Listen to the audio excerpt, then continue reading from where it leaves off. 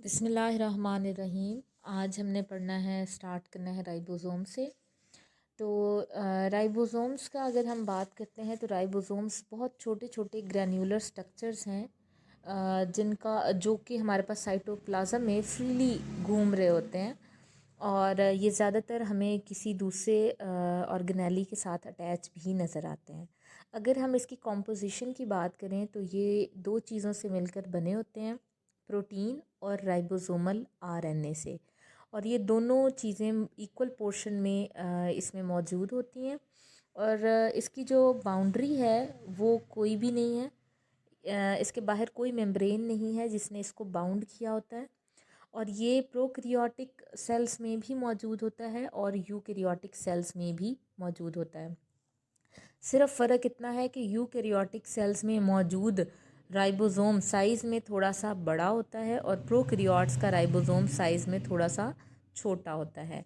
अगर हम इसके फंक्शन की डिस्कशन करें कि फ़ंक्शन इसका क्या है, ये क्या रोल प्ले कर रहा है सेल के अंदर, तो ये बहुत इम्पॉर्टेंट फंक्शन प्ले करता है।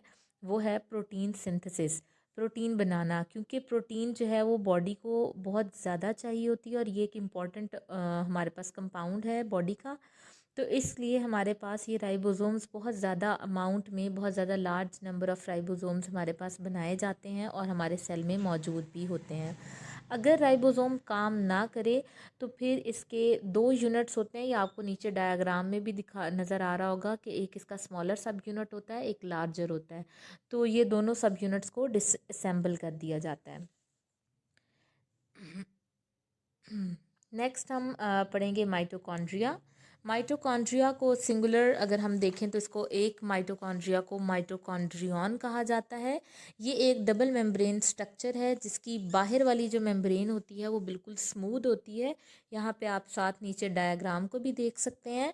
और जो हमारे पास इनर मेम्ब्रेन होती है वो इन फोल्डिंग्स की फॉर्म में होती है, फोल्ड हुई हुई होती है। और इस एक फोल्डिंग को हम लोग क्रिस्टा बोलते हैं और ज़्यादा फोल्डिंग्स को हम क्रिस्टाई बोलते हैं। अगर हम इसकी प्रेजेंस देखें तो ये प्रोकैरियोट सेल्स में नहीं होती, ये सिर्फ यूकैरियोट सेल्स में मौजूद होता है माइटोकॉन्ड्रिया। इसका फंक्शन दो काम होते हैं इसके, एक तो एरोबिक रेस्पिरेशन में हेल्प करना, ऑक्सीजन की मौजूदगी में सांस लेने में हेल्प करना, और दूसरा सेल को जब एनर्जी की ज़रूरत हो तो एनर्जी प्रोड्यूस करना। इसके पास अपना डीएनए और अपने राइबोसोम्स होते हैं और इस वजह से ये अपने आप को डुप्लीकेट भी कर सकता है। जो इसके अंदर मौजूद होते हैं राइबोसोम्स वो हमारे पास बैक्टीरिया के राइबोसोम से मिलते जुलते होते हैं। नेक्स्ट है हमारे पास प्लास्टिड्स। प्लास्टिड्स जो है ये सिर्फ और सिर्फ प्लांट सेल्स में या फिर फोटोसिंथेटिक प्रोटिस्ट में मौजूद होते हैं। आपने थर्ड चैप्टर में पढ़ा था प्रोटिस्ट तीन तरह के होते हैं, प्लांट लाइक, एनिमल लाइक और फंजाई लाइक। तो जो प्लांट लाइक प्रोटिस्ट होते हैं जो फोटोसिंथेसिस करते हैं ये उनके अंदर या फिर सिर्फ प्लांट्स के अंदर मौजूद होते हैं। इसकी थ्री टाइप्स होती हैं, क्लोरोप्लास्ट, ल्यूकोप्लास्ट एंड क्रोमोप्लास्ट।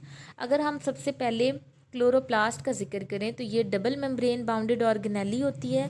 इसकी भी आउटर मेम्ब्रेन बिल्कुल स्मूथ होती है और इनर मेम्ब्रेन के सैक होते हैं, थैली नुमा स्ट्रक्चर्स होते हैं जिनको हम थैलाकॉइड्स बोलते हैं।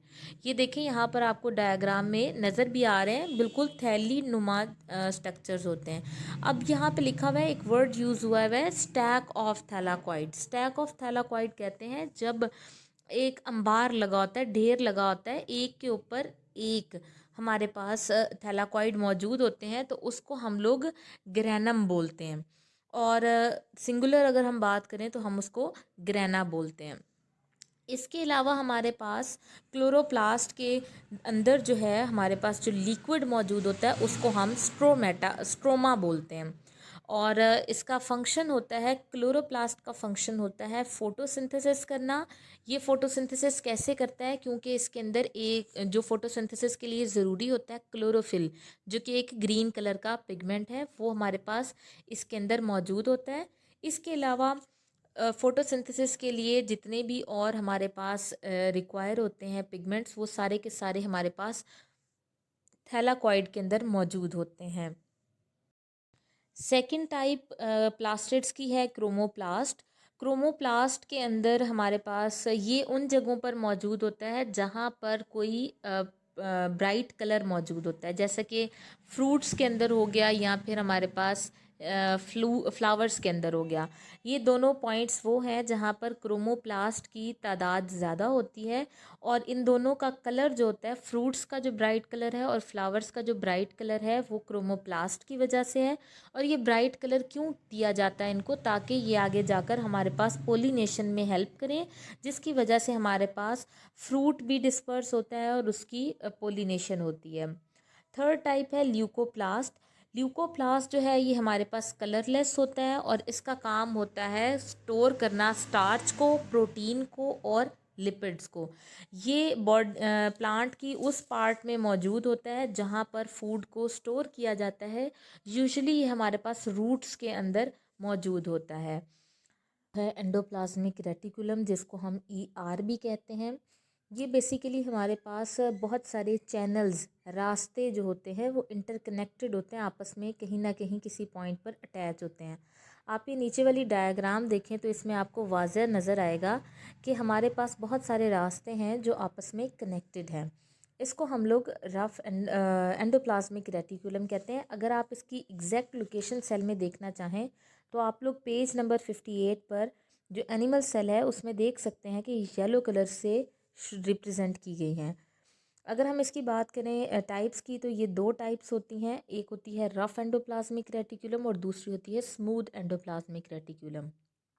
रफ एंडोप्लाज्मिक रेटिकुलम को नाम रफ इसलिए दिया गया है क्योंकि इसकी अपीयरेंस रफ होती है, बज़ाहिर ये देखने में रफ अपीयरेंस होती है।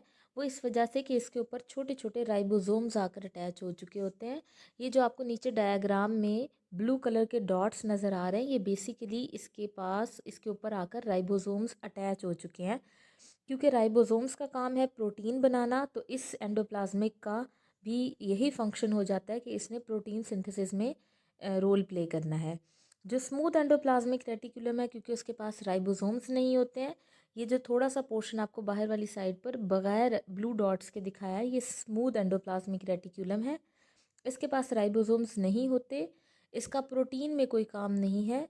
ये लिपिड मेटाबॉलिज्म, लिपिड जो हम खाना खाते हैं फैट वगैरह, उसको डाइजेस्ट करने में हेल्प करता है।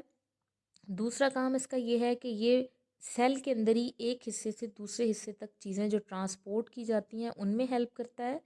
थर्ड काम ये है, जो जहरीली चीज़ें सेल के अंदर एंटर हो चुकी होती हैं ये उसको डिटॉक्सिफाई करता है, उसके असर को, जो जहरीला असर है उसको ख़त्म करता है। ये थी आज की वीडियो। उम्मीद है आपको ये वीडियो अच्छी लगी होगी। इस वीडियो के नीचे कमेंट करना, उसको लाइक करना ना भूलिएगा। इस तरह की मज़ीद वीडियोस के लिए इस चैनल को सब्सक्राइब करें। नेक्स्ट वीडियो के साथ मिलते हैं, तब तक के लिए अल्लाह हाफ़िज़।